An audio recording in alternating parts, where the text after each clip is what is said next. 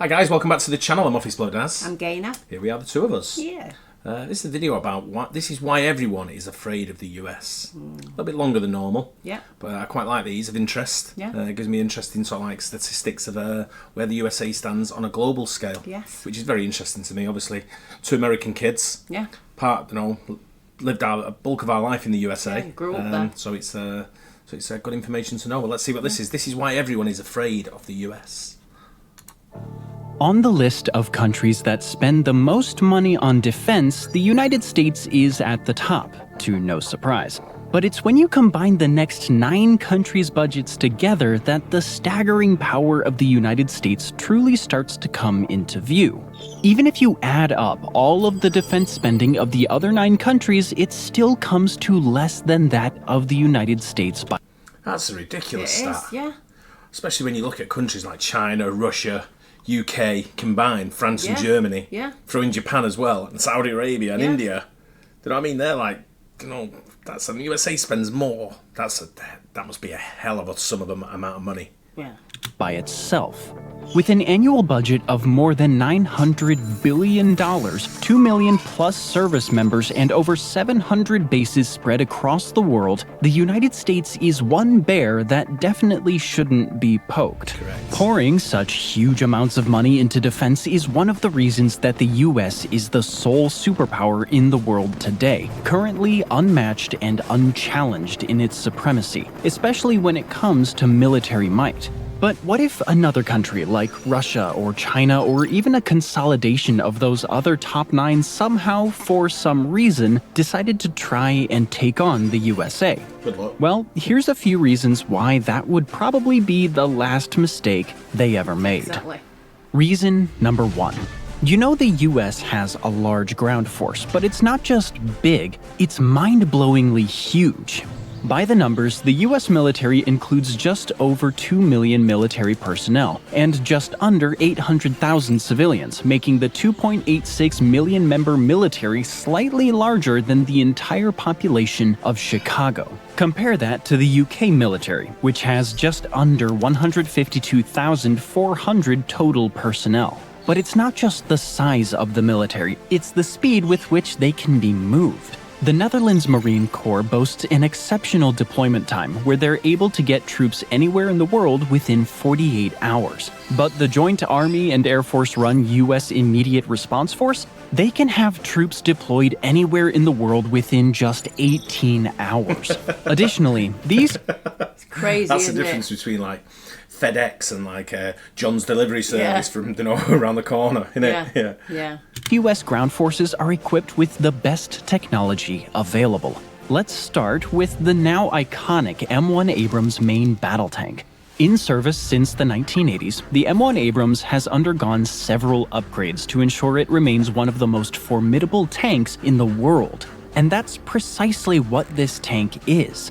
The current fleet numbers around 2,500, with thousands more in storage. In contrast, China has only manufactured around 1,200 of their top tank, the Type 99, over the last several decades. There isn't a single list of the best tanks in the world that doesn't mention this armored marvel, and one of the latest iterations of this tank, the SEP V3 variant, undoubtedly warrants a place right at the top. This tank is powered by a Honeywell AGT 1500 gas turbine engine, which offers 1,500 horsepower and boasts an M256 120mm smoothbore cannon, which allows it to fire advanced rounds with unparalleled accuracy. The SEP V3 also features a modular design that allows for easy upgrades and modifications, ensuring that it remains at the cutting edge of technology for years to come. But perhaps most importantly, the M1 Abrams isn't all talk. This impressive tank has a proven record of success on the battlefield, unlike the aforementioned Chinese Type 99 tank. Just look at the Gulf Wars, primarily taking place in Iraq and Kuwait. The Persian Gulf War was when the M1 Abrams was first tested in combat, and yet not a single tank was taken out by enemy forces. Talk about a grand entrance. The M1 Abrams was later deployed in Afghanistan during the war in Afghanistan, Saudi Arabia during the Yemeni civil war, and Ukraine during the Russian invasion. It's also been modified and exported to Australia, Egypt, Iraq, Kuwait, Poland, and Saudi Arabia, solidifying its reputation as one of the most reliable and effective tanks in the world. The M109 Paladin is another powerful vehicle that allows US ground forces to be so dominant. Now, this vehicle might look like a tank at first glance, but it's actually a self-propelled howitzer designed for long-range artillery support. The self-propelled part comes from a 4-man crew inside the vehicle that chooses the targets and fires the howitzer without the need for external equipment. This means that the M109 Paladin can quickly respond to changing battlefield conditions and provide rapid and accurate fire support to ground troops. Due to how quickly its semi-automatic system fires away and the sheer mobility of the vehicle, once an assault Imagine the noise that probably comes out of that. I know. Right? If you're inside it. Incredible. Look at the smoke and the flames that are coming out of it there. That's what I mean, it's crazy. Mad. That's a great picture, that, by the way. It is a great picture, but I'm just wondering, like, the ones I've seen, the climbing on the top, I guess this one you're going on the side. Oh, yeah, I guess they've got the top door as well to fire that gun on the top. Yeah. begins, it can hardly be stopped. The M109 had its combat debut in Vietnam. Since then, it's been used by several armies in multiple high-stakes conflicts, such as the Yom Kippur War in the Sinai Peninsula and the Golan Heights, the Persian Gulf War in Iraq, Kuwait, and areas on Saudi Arabia's borders, and the Iraq War in, you'll never guess, Iraq. In each of these conflicts, the US was able to better understand and improve upon the design of the vehicle, experience that other countries, such as the Chinese, don't have with their own vehicles. Hang on for a second, though. If you think the US ground forces vehicles are impressive, just wait until you see the kind of firepower the US ground troops wield directly. After all, they're the ones who often have to face the enemy up close and personal. One mainstay is the M240 machine gun. This formidable, belt-fed, gas-operated medium machine gun can be mounted on aircraft and vessels as well, capable of firing up to 950 rounds per minute. Doing the math, that's nearly 16 rounds per second. Compare that with the Russian PKM, which is able to fire only up to 800 rounds per minute, or just over 13 rounds a second. Therefore, it's easy to see how it can be effective against both personnel and light vehicles, making it a versatile choice for taking out any enemy. Its earliest uses were during the US invasion of Grenada, aka Operation Urgent Fury, and the invasion of Panama, or Operation Just Cause. If you're looking for something similar in firepower but more capable of being carried around by an individual soldier, look no further than the M249 Squad Automatic Weapon, or SAW. Though initially designed in Belgium, the US ended up manufacturing its own version of this powerful light machine gun. With this weapon, you could get a range up to 11,800 feet. Here's a question for all the military enthusiasts in the USA. Is all the equipment, tanks, everything, aircraft, Navy, is it all manufactured in the USA? Interesting. I know they might get components that might be manufactured outside of the USA, but I'm talking about the actual assembly and everything that's done. Is it all in the USA? Yeah, because it probably will be, I'm thinking. Yeah. But I'm just curious if everything's manufactured there. Yeah, that gun in particular. Yeah, anything. Yeah. You could also get a high rate of fire, typically around 800 rounds per minute. Given how reliable this weapon is, it shouldn't be surprising that it's been used all over the world, including Bosnia, Somalia, and Ukraine. And while machine guns often get the spotlight, this explosive asset is an indispensable part of any soldier's kit, the M67 fragmentation hand grenade. The M67 is undoubtedly one of the deadliest tools wielded by the US ground forces. This grenade has one goal: to inflict maximum damage. The M67 has a lethal radius of about 16 feet, but can cause casualties up to 50 feet away, while hand grenades, do you have to physically throw them? I think once you take your hand off the pin, you pull the pin and then you still got the detonator. Once you release the detonator, I think it's a certain amount of seconds before it explodes. I don't think you have to throw it. I think the idea of it is to throw it. But if you let go of it, you're in the vicinity of it exploding in front of you. That's not what you do. That's not what you want. No, but I'm wondering, like obviously throw it through it. Yeah. I'm wondering, once you've let go, do you have to throw it to get it away from you? Yeah. You don't just like roll it along the floor, do you? You can roll it along the floor, but you're not going to get much distance rolling it. The idea is to throw it, because the explosion's going to happen in, I don't know, 5 seconds maybe, however many seconds it is. Yeah. So you've got, as soon as you release that you pull a pin and it's active, as soon as you release the trigger, then you've got to get rid of it. Yeah, so you've got to be pretty good at throwing. Yeah, you'd be hopeless. That's what I'm saying. Yeah, you don't give you a hand grenade. No. While dispersing fragments as far as 750 feet. So, when the pin is pulled and the safety lever released, you better find cover fast. The reliability of this grenade is proven by its long time in the service, as it was introduced first in the 1960s. Though the sheer amount of devastation its ground forces can cause is reason enough to avoid any conflict with the US, we're just getting started. This is merely the first reason why you shouldn't mess with the US, and the next 9 are even more staggering. Reason number 2 takes us to the skies, where the strongest air force in the world awaits. The strongest in numbers, capability, and technology. Of course, the numbers are the most impressive part initially, as they give a quick insight into just how dominant the US is in the skies. If you look at the annual Global Firepower or GFP ranking, which takes a by-the-numbers approach to ranking militaries around the world, you'll see nothing but number 1s across all Air Force categories. Number 1 in total fleet aircraft strength, with over 13,000 aircraft, including over 1,800 jets, about 900 attack-type aircraft, over 600 tanker aerial aircrafts, and a mind-boggling 5,700 helicopters. Not only that, the 13,000 aircraft is more than 3 times bigger than the second-place country, Russia, with only about 4,200 aircraft. And much like the ground forces, the technological quality of the US Air Force is truly something to behold. One example can be seen in the US's fleet of stealth aircraft, such as the Lockheed Martin F-22 Raptor. The first F-22 Raptor took flight on September 7, 1997 in Marietta, Georgia, following 6 years of development. This kind of aircraft is something other countries such as Russia could only dream of. That's what I was going to say. 6 years of development. Imagine what they're developing now. It's going to be coming out in 6 years' time. It's going to be scary. Yeah. Russia's response to the F-22 was their Su-57, first seen 21 years later in 2018, but the aircraft has seen limited time in combat, including the recent war in Ukraine. It's currently doubted how comparable the aircraft really is to the F-22. Which, by contrast, this technological marvel is renowned for its advanced stealth technology, supercruise capability, unparalleled maneuverability, and integration. Oh, I don't know.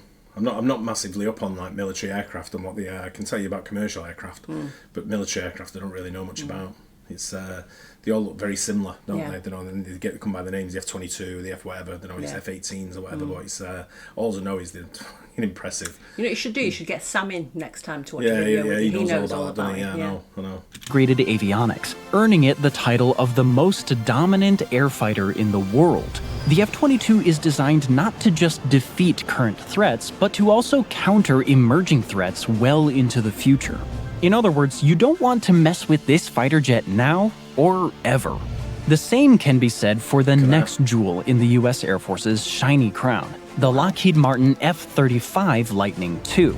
This fighter jet is the most lethal, survivable, and connected fighter jet in the world. All characteristics that should make you want to avoid crossing paths with it at all costs. And this goes for both the air and the ground, since the F-35 is designed to excel in both air-to-air and air-to-ground combat.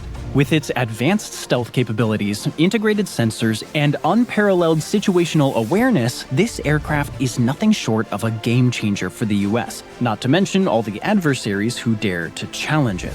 So far, the F-35 has gotten the job done for multiple US military branches on several heated battlefields. It was used by the Marine Corps against Taliban targets in Afghanistan, by the US Air Force against Islamic State targets in northern Iraq, by the US Navy in the Indo-Pacific. Basically, it's been used everywhere and has proven its effectiveness time and again. Another aircraft that sends the same message is the B-2 Spirit. This heavy strategic bomber, also known as the stealth bomber, features low observable stealth technology that allows it to penetrate even the densest, most sophisticated anti-aircraft defenses. Even when Who comes up with these inventions or stealth like that can deter away from like radar and stuff like that, and air defense systems? It's just when they look at these aircraft as well, the way they're designed is just like they just look mean, don't they? They look like they're just going to take you out. Like simple. Bats. Yeah, I know. Spotted, this bomber is exceptionally difficult to track, let alone strike down. This allows it to seamlessly carry out its mission, threatening the enemy's most valued and heavily defended targets. The B-2's combat debut took place back in 1999 in Serbia, formerly Yugoslavia, where it was responsible for destroying as many as 33% of all targets within the first 8 weeks of Operation Allied Force. Afterward, this bomber was deployed in Operation Enduring Freedom in Afghanistan, Operation Iraqi Freedom, and Operation Odyssey Dawn in Libya.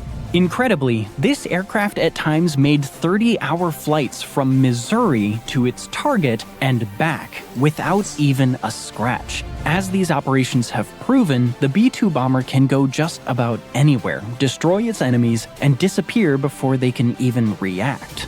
But despite what its name suggests, bombing isn't all the stealth bomber is capable of. The US often sends in this aircraft to collect the necessary data, which the B-2 does at an incredible rate. And as we all know, knowledge is power, which makes this aircraft a menace to all US adversaries, no matter how you look at it.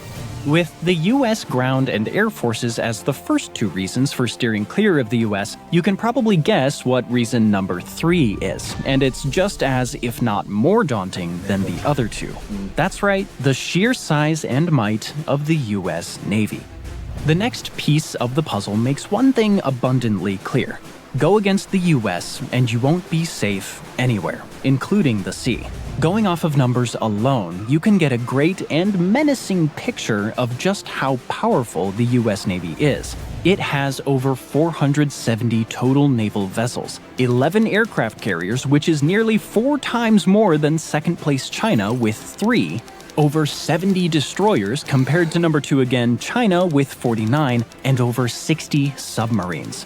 All of this, as well as an impressive assortment of amphibious ships, cruisers, and other support vessels that make up the backbone of its fleet and allow the US Navy to reach every corner of the globe. I wonder how many of them subs are stealth as well.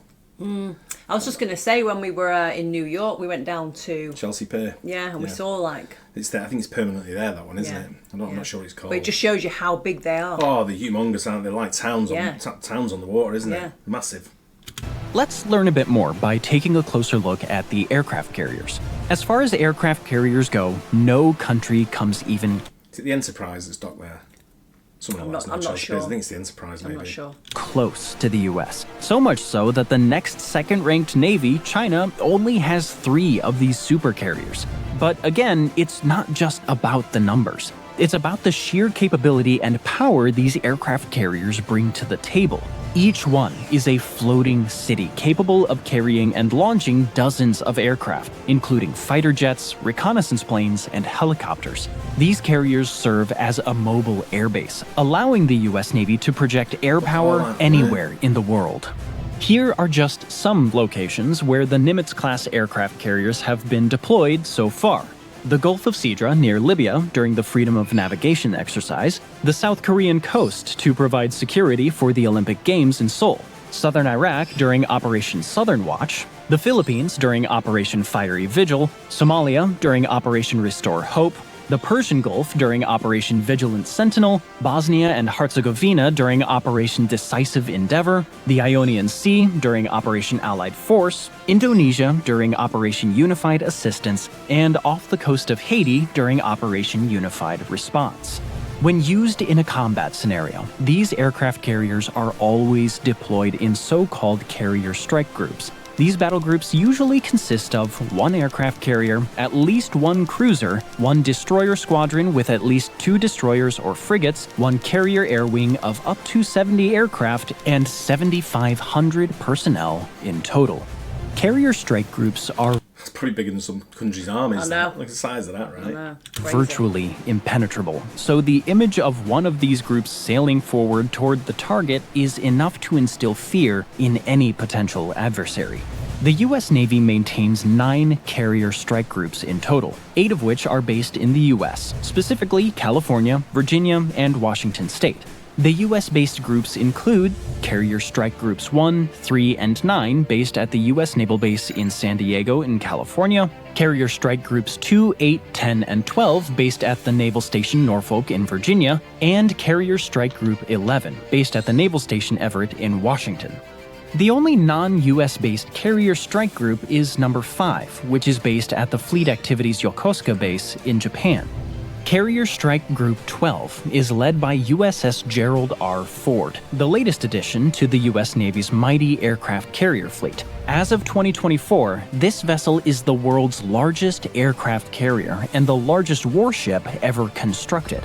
This mammoth of a vessel cost almost $13 billion to build and nearly $5 billion to research and develop, also making it the most expensive warship ever built. It's estimated that the largest Chinese carrier cost around $7 billion to make. But what, you might be asking, did all of these billions of dollars bring to the US Navy? Simply, the most technologically advanced warship ever built, featuring cutting-edge innovations that set a new standard for naval engineering. This includes the Electromagnetic Aircraft Launch System, or EMALS, which provides a more efficient, smooth, and reliable means of launching aircraft. Advanced Arresting Gear, or AAG, a state-of-the-art system designed to safely recover a wider variety of aircraft with reduced stress on airframes, and significant automation, reducing the crew size required for operation and maintenance. Finally, when discussing seagoing U.S. technological marvels that prove that bigger is often better, we can't neglect the fleet of Ohio-class nuclear-powered submarines, aka the largest submarines ever built for the U.S. Navy. These submarines single-handedly make the U.S. a deadly threat to virtually any enemy at sea. How so? Well, for starters, they're incredibly stealthy. Basically, by the time the enemies spot them, it's already too late. Ohio-class submarines are also heavily armed, regardless of the model we're discussing. We're talking up to 20 Trident II missiles on the ballistic missile submarines and up to 154 Tomahawk cruise missiles on the guided missile submarines. The comparable Russian Bore-class submarines can only carry about 16. These armaments provide the U.S. Navy with both a strategic nuclear deterrent and a formidable conventional strike capability. One wrong move and these submarines can make it rain. And we aren't even talking about the big, truly terrifying missiles. Well, not yet, anyway. All the submarines operated by the U.S. Pacific Fleet are based at the Naval Base Kitsap in Washington, while the ones operated by the U.S. Fleet Forces Command are stationed at the Naval Submarine Base Kings Bay in Georgia. But let's go back to the missiles, because missiles are reason number 4 you shouldn't mess with the U.S. The U.S. boasts a massive stockpile of missiles, with intercontinental ballistic missiles the most devastating. Intercontinental ballistic missiles, or ICBMs for short, are any ballistic missiles with a range greater than 3,400 miles. However, the missiles the U.S. wields have a far greater range than the bare minimum. That's up to 8,700 miles, to be precise. That's how far the Minuteman III ICBM can travel. Do the math, and you'll see that this range means the US can strike virtually any target on the planet. Don't believe us? Here are the average distances between the US and other places in the world that are within range of the Minuteman III. 4,547 miles to Brazil, 4,763 miles to France, 5,461 miles to Bosnia and Herzegovina, 5,522 miles to Russia, 6,427 miles to North Korea, 6,820 miles to Egypt, 7,237 miles to China. Goes to show, look at the distance to Egypt, to North Korea, because of the way the world, I guess, is the curvature of the world. Yeah. It's going that way. It's 6,400, but to Egypt it's 6,800. Right? Yeah.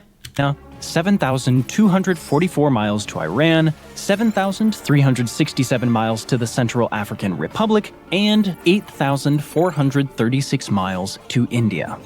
The US has about 400 of these capable missiles deployed in missile silos around Malmstrom Air Force Base in Montana, Minot Air Force Base in North Dakota, and Francis E. Warren Air Force Base in Wyoming. The Minuteman missiles primarily serve as a nuclear deterrent, the land leg of the so-called nuclear triad, whose goal is to ensure a credible and formidable response capability in the event of a nuclear attack. Speaking of a nuclear attack, the whole of the US's nuclear capabilities are another reason one would be foolish to go against this superpower. As of 2024, the US has just over 5,000 nuclear weapons in its arsenal, with the previously mentioned ICBMs only a fraction of this fear-inducing arsenal. While Russia boasts a similar amount, the next closest country is China, which currently holds about 350 nukes. But it's when you look closer at what types of nukes they are and how they're deployed where things really start to get interesting. A significant part of this arsenal is air-based nuclear weapons, part of the US Air Force's Heavy Bomber Group, which are deployed via 50 or so B-52 Stratofortresses and 20 B-2 Spirits. A significant number of these bombs are deployed in Europe at 6 air bases in 5 NATO ally countries: the Kleine Brogel Air Base in Belgium, the Buchel Air Base in Germany, the Aviano and Getty Air Bases in Italy, the Volkel Air Base in the Netherlands, and the Incirlik Air Base in Turkey. This deployment allows the US to provide a rapid response to any region, which makes the notion of even making a threat a near-suicide mission. And given that America has over 700 bases around the world compared with China, who currently only has one permanent, fully operational base, the US is uniquely positioned to have weapons. Where's China's base then? That's like Somalia coming in to like, I don't know, where would that be? Where would it be? Like Djibouti or somewhere like that? Yeah. I don't know. Sudan's a bit further across in it, maybe Kenya's further down. I don't know where that is. On standby in every corner of the globe. Though nuclear bombs make for a compelling reason number 5 not to poke the bear, it's currently unlikely that they'll be used anytime soon, which is why the explosively dangerous non-nuclear bombs must be more closely examined. It's critical to understand why these bombs make up reason number 6 not to mess with the US. Remember earlier how we said no enemy of the US is safe on the ground, in the air, or at sea? Well, as it turns out, they aren't even safe underground. Just take the Massive Ordnance Penetrator, or MOP, as an example. This behemoth 30,000-pound precision-guided bunker buster bomb is used by the US Air Force to destroy deeply buried targets, such as underground bunkers and tunnels. Although, the Massive Ordnance Penetrator was developed with one target in mind: weapons of mass destruction.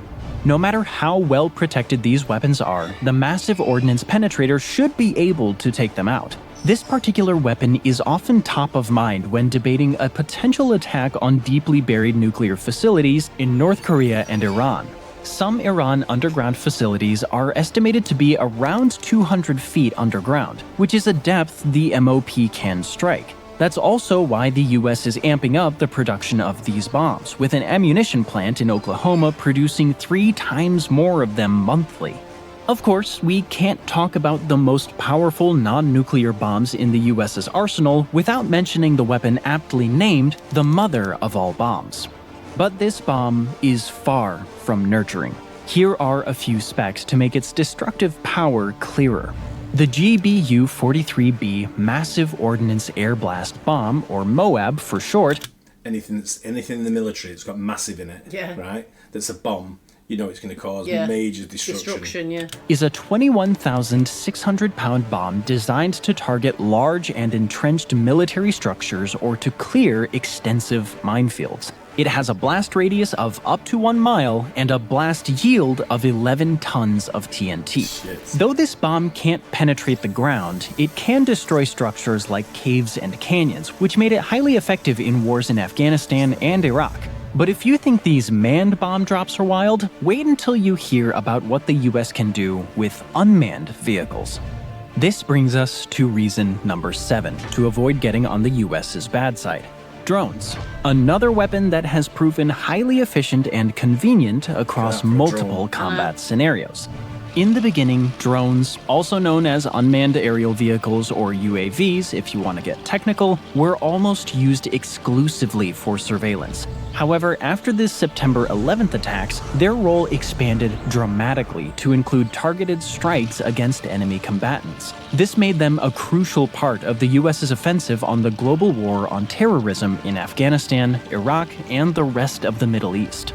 As of 2024, the US operates one of the world's largest drone fleets, primarily consisting of intelligence, surveillance, reconnaissance or ISR, and direct attack models. All of the country's major services have invested in drone technology, with the total number of units surpassing 16,000. We won't look into all of the models represented within this impressive figure. For this video specifically, 3 drone designs are of interest to us. Number 1, the Lockheed Martin RQ-170 Sentinel. 20 to 30 of these impressive units have been built for the CIA, but most of their specs remain confidential. What is known, or at least speculated, is that these drones are primarily used for ISTAR and SIGINT missions. ISTAR stands for Intelligence, Surveillance, Target Acquisition, and Reconnaissance, while SIGINT is a shorthand for Signals Intelligence, an activity that involves collecting information from signals such as radio or radar for intelligence purposes. This high-speed, jet-powered stealth vehicle was first deployed in Afghanistan in 2007, followed by South Korea in 2009. In the attack drones department, the MQ-9 Reaper deserves a special mention. This UAV has an incredible range of approximately 1,000 nautical miles and an operational altitude of 25,000 feet, which allows it to conduct long-term loitering operations. The MQ-9 can be armed with a variety of weaponry, including laser-guided bombs and Hellfire missiles. Even when fully armed, this drone can fly for some 23 hours, gathering intelligence and carrying out precision strikes if needed.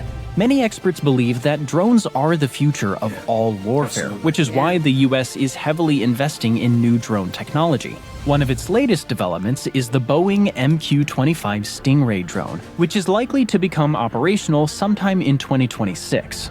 The MQ-25 is a revolutionary I reckon this is what they're working on. You know, before we were talking about the 6-year plan of what they're working on. Look at that. Aircraft there. Did we ever find out what all those drones were that were flying over New Jersey? Yeah. No, but I think they just kind of like, I don't know if it was a scare tactic, I don't know what it was, but everyone just kind of started like ignoring it and it's kind of gone away, the story. But then I've just read yesterday that they found a load of drones flying over an airport in Long Island.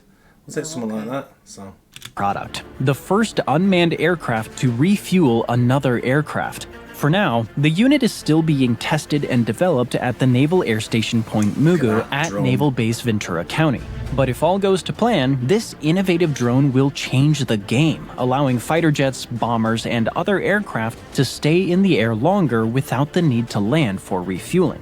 While there's no denying that unmanned systems have revolutionized modern warfare, no machine can match the flexibility and creative problem-solving of our next reason. The 8th reason to avoid messing with the US? It's soldiers. The US might not be the nation with the most available manpower, active duty soldiers, or reservists. However, its forces are arguably the best trained and most disciplined in the world. They undergo rigorous training to develop not just their physical capabilities, but also their mental resilience and decision-making skills. This especially applies to the country's special forces, which are among the most elite and specialized units in the world. If we had to single out only one of these special forces, it would undoubtedly be the US Navy SEALs. Making up about 1% of all active duty members of the Navy, US Navy SEALs are widely considered to be the most elite and dangerous special operation force in the world. Known for their exceptional combat skills, physical fitness, and mental toughness, they're trained to operate in any environment, sea, air, and land. The machines. Yeah. They're just machines. I've seen them in action, like not up close and personal, but I've seen videos of them in action. Yeah. They're just machines. Yeah. Which is where their name, SEAL, comes from. And they're when you look at the British SAS and the SBS and things like that, they're the same. Yeah. They're just absolute. I mean, you can even take steps down from like the the US side of it all, and the naval marine, what they call the SEALs, Navy SEALs. And then you take steps down, so different, and they're all the same. They're all crazy. Yeah. Absolute machines. Yeah. Often called upon to undertake the most challenging and sensitive missions. SEAL training, known as Basic Underwater Demolition SEAL or BUDS training, is one of the most demanding military training programs in the world. It pushes candidates to their limits, both physically and mentally, with about 75% of candidates failing to complete the training. Of course, such a high attrition rate also guarantees that only the best will make it through. Though the entirety of this program is known for its demanding and intense nature, it doesn't get more grueling than the so-called Hell Week. During this 5.5-day stretch of continuous training, SEALs to be face intense physical and mental challenges, including cold water exposure and physical labor designed to push them to their limits. But once they get through the Hell Week and the entirety of the SEAL training, these soldiers become experienced warriors that few can match. Warriors you wouldn't want to face in any scenario. In fact, experience is precisely what sets the US military apart from most other countries contending for the title of a superpower. The US military is not just powerful on paper. It has also been battle-tested in numerous conflicts and operations around the world, honing its military capabilities and proving its effectiveness time and time again. You'll soon see how America's experience absolutely changes the game. This leads us to reason number 9, why you should stay off of the US's radar. The country's military knows precisely how to deal with almost any incoming threat. The US has experience in some of the world's more intense conflicts. Cold wars, challenging insurgencies, impossible odds. From World War II to the Korean War, the Vietnam War to the Gulf War, and more recently, the wars in Iraq and Afghanistan, the US military has demonstrated its ability to adapt, innovate, and prevail in diverse and complex conflicts. Proof of the US looking to foster this mentality can be seen in the establishment of advanced training centers, such as the Joint Readiness Training Center, or JRTC, and the National Training Center, the NTC. This wealth of experience has not only shaped the US military's tactics, strategies, and doctrine, but has also cultivated a deep reservoir of knowledge and expertise among its personnel. In 2022, the US Census Bureau stated that there were around 16.2 million veterans, most of whom can lend valuable insights to the nation's defense. The US military's veterans and active duty members carry this experience with them, ensuring that the lessons learned from past conflicts are applied to future challenges. So, when it comes to dealing with threats, both known and unforeseen, the US military's experience is a formidable advantage that should never be underestimated. But do you know what else shouldn't be underestimated? All the weaponry, techniques, and tactics that the US has never made public. Let's face it, what we do know about these capabilities is a deterrent enough for anyone who doesn't have a death wish. Now imagine the unknown. The capabilities that have been developed and kept under wraps. The mere thought should be enough to dissuade even the most daring of adversaries. In 2025 alone, the budget calls for $143.2 billion in research, development, tests, and evaluations. So that's why these classified weapons the US military could break out at any moment represent our 10th and final reason not to mess with the US. The classic and irreplaceable fear of the unknown. So, what do you say? Are you shocked at all by the abilities and capabilities the US has? And more importantly, do you think they're enough to dissuade the US's enemies from making the fatal mistake of messing with this superpower? If so, please share with us which of the 10 reasons you found the most compelling in the comments section below. And of course, feel free to add your reasons why messing with the US is a big no-no. Well, I can add one more in there. One of the other reasons to be afraid of the US, right, is something I see when I go and visit the USA. I see it. When I speak to people from the USA, I hear it. And something not many other countries have that they have in the USA. Patriotism. Yeah. Right? And when you're fighting someone with patriotism, or when you're arguing with someone with patriotism, forget it. You're never going to win. No. Right? Because it's like when someone's arguing with me about Man City, you're never going to win. Yeah. It's just a wasted argument. No matter what you say, I know we're the best. Right? We've got the trophies behind us to prove it. Right? The current trophies. Same with the USA. If you're arguing about the USA on military power and military might and everything like that, doesn't matter. It's a battle lost already. And that's what it is, because it's patriotism, and you see it in just you don't have to be in the military to show it. All you have to be is an American citizen, and you see how patriotic they are towards, they stand to the flag. Everything they do is right. Yeah, I agree. About a patriotic country, they're coming together. Something happens in the USA. Watch how quick they all come together, and they do. Whether it's a hurricane, whether it's the fires in California, whether it's a tornado that comes through Oklahoma, wherever, or whether it's snowfall, everyone comes together. Yeah, Boom. I agree. Straight stick together. They don't necessarily rely on the government to sort of like for handouts or anything. The people come together, and that's patriotism. Yeah. And that's something trumps all them, I think. Yeah. There you go. That's my opinion only, but it's definitely something that's very, very powerful. Without people knowing how powerful it is. But great video, wasn't it? Yeah, I really enjoyed that. I'm glad to be an American.